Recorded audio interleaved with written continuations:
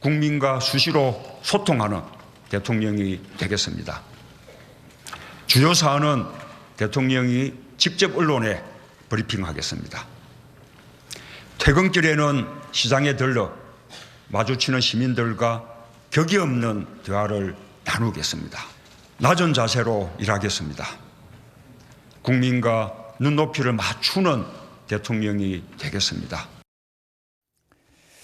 주요 사안은 대통령이 직접 언론에 브리핑하겠습니다. 퇴근길에 시민과 만나서 격이 없는 대화를 나누겠습니다.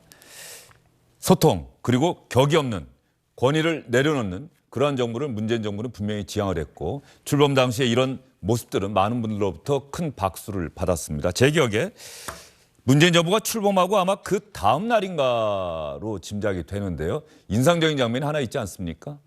대통령과 청와대 보좌진들이 노타이, 넥타이도 매지 않고 그리고 청와대 경내를 돌면서 그 커피를 테이크아웃 잔에 담아서 청와대 경내를 돌면서 자연스럽게 이야기를 나누는 장면 아마 많은 분들이 기억하실 것 같은데 그때 영상 저희가 찾아봤습니다.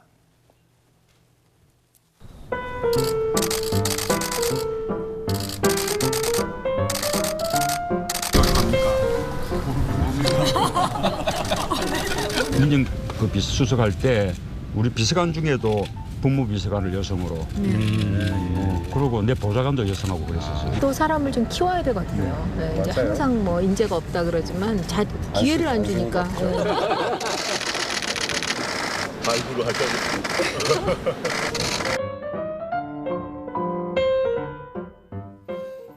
예, 이 소탈했던 장면만 기억하다 보니까 제가 넥타이를 안 맸다 이렇게 표현해 드렸는데 넥타이는 맸네요, 당시에. 저 장면 기억나시죠? 예, 저도 뭐 기억납니다.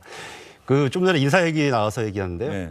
저도 2년간 전화를 안 받았거든요. 기자들 아는 분들이 많았었는데도 밝히지 않았는데 이게 굉장히 인사 문제에 관련되어서 이 보안을 유지하는 게 굉장히 어렵습니다. 왜냐하면 딱 특정인을 묻거든요. 특정인을 묻는데 이게 알면서 아니다라고 거짓말하는 꼴이 되기도 하고 그래서 굉장히 좀 어려운데 아마 이번 당선인과 인수위의 주변에 계신 분들도 가급적 전화는 좀 꺼놓고 하시는 게 여러 가지 혼선을 좀 방지하는 측면에서 좀 좋겠다라는 생각이 들고 그런 측면에서 조금 뭐 걱정이 돼요. 그러니까 어제 그 대북 메시지 관련되어 가지고 하나 또 당선인과 우리 대변인이 조금 혼선이 있었고 그다음에 오늘도 이 김부겸 총리 건도 벌써 이제 2건의 혼선이 좀 있어서 그런 부분들은 좀 빨리 좀 정리를 하는 게 국민들한테 좀 대한 예의이기도 하고 적절하게 인수위가 좀 운영되는데 좀 도움이 되지 않을까 좀 싶습니다.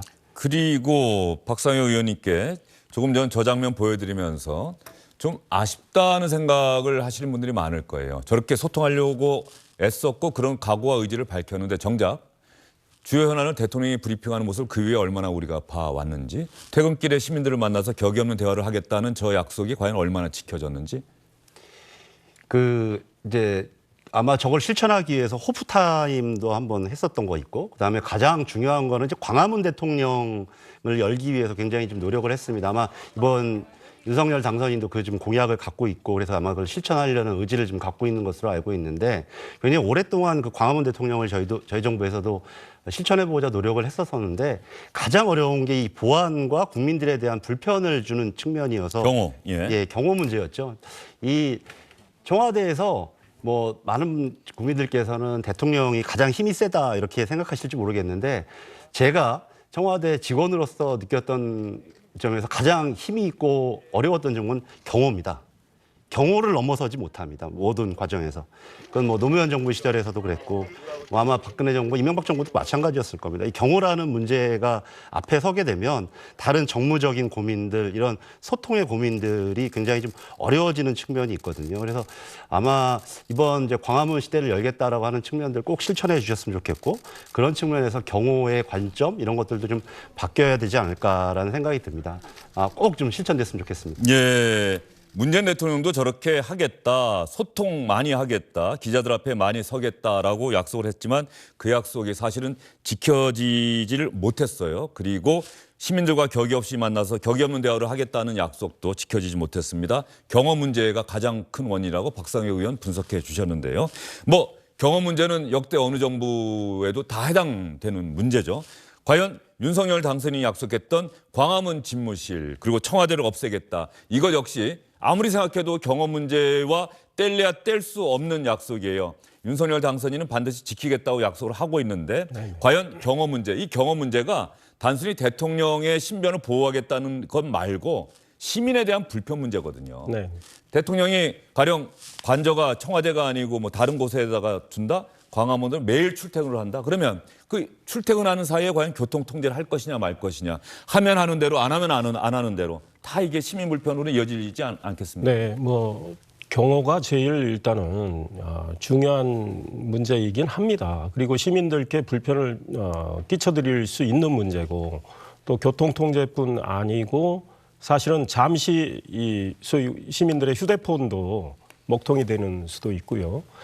그럼에도 불구하고 윤석열 당선인의 의지는 굉장히 강하다. 그러니까 제왕적 대통령 시대는 이제 종식을 시키겠다. 대통령이 국민 가까이서 국민들과 적극 소통하는 이런 모습. 그다음에 또 대통령의 고난을 최대한 좀 분산을 해서 전문가들의 역량 이런 분들을 살리겠다는 거죠. 그래서 저는 5월 10일 이제 국회에서 아마 취임식을 하실 텐데 그리고 나서 바로 광화문 청사로 이동을 해서 직무를 시작하시리라고 생각을 하고 경찰도 대통령 당선인의 의지에 맞게 이제 경호를 할 수 있겠다는 입장이니까 5월 10일 아마 그런 약속은 구현이 될 걸로 생각하고요. 저는 또 하나 기대를 하는 것은 문재인 대통령의 취임사도 굉장히 좋았고 아까 지금 영상을 통해서 보신 저 장면 저는 그때 바로 이 주영신의 뉴스 브리핑에서 네. 참 보기 좋은 장면이라고 이야기한 기억까지 나는데 윤석열 당선인이 어제 같은 경우도 기자들의 질문을 적극적으로 받습니다. 근데 지금 미국 대통령의 경우를 보면 대통령이 어떤 행사를 하거나 청와대 당시 백악관에서 많은 기자들과 이 만나서 질문 답변을 하는 네. 장면들이 많잖아요. 이 윤석열 당선인 경우는 저는 광화문 청사로 옮긴다면 퇴근 무렵에 기자들이 또 진을 치고 있어서 대통령 말씀을 듣기 위해서 질문을 할 때 저는 응답을 하는 그런 대통령의 모습, 국민들이 궁금해하는 거 언론인이 대신 물을 때 적극 답변하는 이런 대통령의 모습까지도 기대하고 있습니다. 청와대 보좌진들이 그걸 참고 견뎌야 하는데 대통령이 이렇게 너무 많은 질문에 기자들의 질문에 대답하게 되면 청와대 참모진들이 힘들어지니까 사실은 청와대 참모진에서 좀 이렇게 차단하는 것도 있었고요. 저는 이 여러 차례 말씀드렸습니다만 대통령 일정에 대해서는 모든 기자가 다 갈 수 없으니까 풀 기자로 이제 취재하는 게 우리 언론의 청와대 출입처의 관행인데 풀 기자가 들어가서 할 때 지금처럼 대통령이 무슨 말하는지 받아 적고 누구누구 참석했는지 뭐 어떤 옷 입었는지 이런 것만 적고 나오는 게 아니라 현안에 대해서 질문을 할 수 있도록 해주는 것 그게 가장 중요하다고 생각해요. 외국 정상과 만났을 때도 그 나라와의 현안뿐 아니라 우리나라 국내 현안에 대해서 대통령의 생각을 직접 들을 수 있는 문재인 대통령도 그거 못했거든요. 근데 윤석열 당선인이 대통령이 되고 나서부터는 좀 그런 취재가 이루어져서 대통령의 생각을 국민들이 매일매일 들을 수 있는 그런 세상이 좀 됐으면 좋겠다는 생각이 들고요. 박근혜 정부 당시에는 아예 그냥 질문을 받았죠. 예. 그러니까 뭐 사전에 질문을 받아서 질문을 정해놓고 그렇게 기자회견을 했던 기억이 있어서 기자회견이 연례 행사가 되면 사실 안 되는 거죠. 예. 신년 기자회견 이런 말이 없어져야 되는 거예요. 문재인 정부 들어서 저런 파격적인 모습 그리고 이제 뭐 기자들한테 미리 사전에 어떤 질문을 받는다든지 이런 일은 좀 없어졌었는데 좀 저도 아쉽고 많은 비판이 있었던 점이 뭐냐면 횟수 자체가 너무 적었다라는 측면입니다. 이제 물론 거기에는 여러 가지 뭐 어려움들이 내부적으로 있었기 때문에 그랬을 거라고 생각이 드는데 앞으로 뭐 윤석열 당선인뿐만 아니라 새로운 정부 그 이후의 정부에도 이런 좀 관행들은 좀 바뀌어야 되겠다라는 생각이 들고 또 취재진들도 좀 적극적으로 그런 데 대해서는 질문하는 좀 관행들이 좀 생겼으면 좋겠습니다. 그렇죠. 대통령 앞에서 사실 질문한다는 게 아무리 기자가 질문하는 게 업이라고 하더라도 사실 쉬운 일은 아니죠. 또 옆에 수많은 사람들이 보는 데서 질문하는 것 그럼에도 불구하고 기자는 질문하는 일이 업이니까요. 자, 윤석열 당선인 중요한 건 약속도 중요하지만 더 중요한 건 실천이죠. 윤석열 당선인도 권위를 내려놓고 기자들의 질문에 적극적으로 답변하겠다. 어제도 인수위원장 발표하고 나서 기자들의 질문 받겠습니다라고 이야기하는 장면도 여러 차례 보였는데 말이죠. 어제 인수위원장 발표 당시에 윤석열 당선인의 질문 받겠습니다라고 이야기하는 장면 한번 볼까요?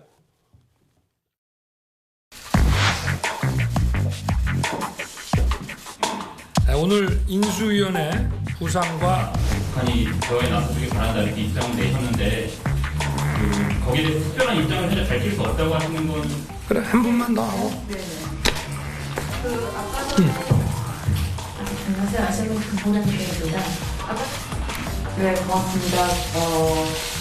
추가적인 설명은 나중에 기회가 되면 그때 또 말씀드리도록 하고요. 네, 감사하겠습니다. 어떻게 한줄 네, 뭐 받으실까요? 네. 저도 몇 개 받고 가겠습니다.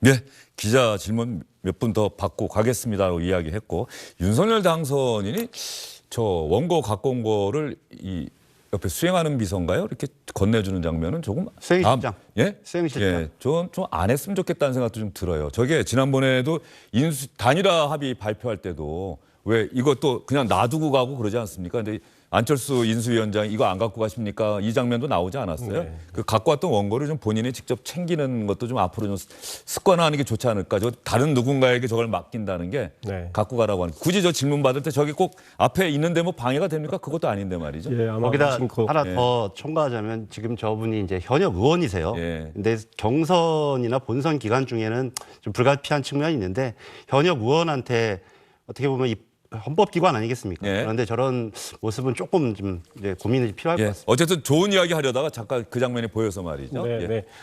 그러니까 무심코 아마 이루어진 일 같은데 이런 작은 것도 하나하나씩 고쳐나가는 이런 게 좋다고 보고 충분히 수용할 만한 지금 지적을 해주셨다 예. 이런 생각합니다. 그리고 어제 인수위원장 발표하고 말이죠.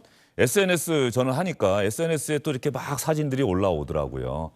윤석열 당선인이 아마 대통령 선거가 끝나고 나서 휴식할 시간이 별로 없었는데 어제 인수위원장 발표하고 나서 산책을 하는 장면 네, 그리고 한강변. 그 반려견 토리와 함께 한강공원을 산책하는 장면이 담긴 영상도 있었고 사진도 많이 올라오던데 저희가 영상으로 준비가 됐나요? 한번 볼까요? 저 화질로 봐서는 아마 휴대전화로 찍은 것 같고요. 예, 저 지나가는 시민들이 지나가고 분명히 경호 인력이 있긴 있었을 텐데 크게 눈에 띄게 하지 말고 자연스럽게 좀 하자라고 해서 저 사진 보고 많은 분들이 야 나도 저기 지나가는데 조금만 더 있었으면 나도 당선인 만날 수 있었는데 이런 분들도 많이 있더라고요.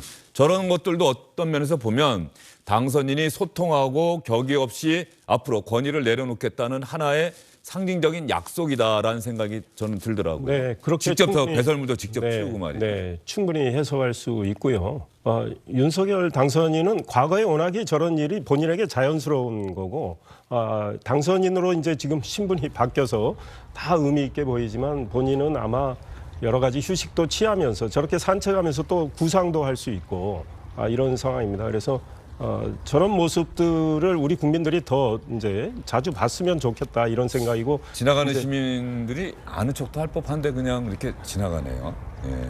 아마 윤석열 당선이라고 생각을 못 하셨을 분도 계실 것 같고 순간적으로 네, 그렇습니다. 그런데 이제 윤석열 당선인이 이제 임기를 시작을 하면 국민들과 적극 소통하는 다양한 모습들을 저는 볼 수 있을 거라고 기대를 합니다. 네. 알겠습니다. 뭐 여러 차례 말씀드립니다만 정말 저러한 다짐과 각오, 약속이 실천돼야 되겠다는 생각이 다시 한번 드네요. 약속은 어떤 면에서는 저에게 맡기만 주신다면 하고 약속을 얼마나 많이 합니까? 그런데 정말 그 되고 나서 그 약속을 실천하는 것이 사실은 쉬운 일이 아니다. 우리 윤석열 당선인이 그런 얘기 했습니다. 사실 공약 문제에 관련되어서도 뭐 좀 안 지킬 수도 있다 뭐 이런 취지를 얘기한 적도 있었었는데 뭐 오늘 인수위 얘기가 나와서 말씀드리지만 그런 부분들 좀 잘 다시 한번 좀 정리를 했으면 좋겠다라는 우선순위를 정리했으면 좋겠다라는 생각이 들고 그런 측면에서 지금 제일 좀 우선순위가 코로나와 관련된 50조 또 그 이상도 가능하다고 하셨거든요. 그래서 그런 부분들 인수위에서 현 정부하고 빨리 그런 부분들 또 우리 더불어민주당에서는 전혀 이견이 없기 때문에 그런 점 빨리 좀 해결했으면 좋겠다라는 점 하나 하고 또 대장동과 관련된 특검법 문제도 물론 그 대상과 뭐 방법에 따라서는 좀 서로 이견이 있습니다. 그런데 해야 한다 필요성에 대해서는 전혀 뭐 이견이 없기 때문에 이 좀 제일 급한 문제들이 두 가지 과제들은 아닌가 이런 약속만 얘기하시니까 좀 그런 생각도 듭니다. 알겠습니다. 안녕하십니까, 주영진입니다. 더 많은 뉴스와 라이브 이벤트를 보고 싶으시다면 화면 오른쪽을 눌러서 구독해 주시기 바랍니다. 저희 SBS 앱을 다운로드 받으시면 뉴스 속보 알림도 받아보실 수 있습니다. 텔레비전으로도 SBS 뉴스, 유튜브로도 SBS 뉴스 잊지 마시기 바랍니다.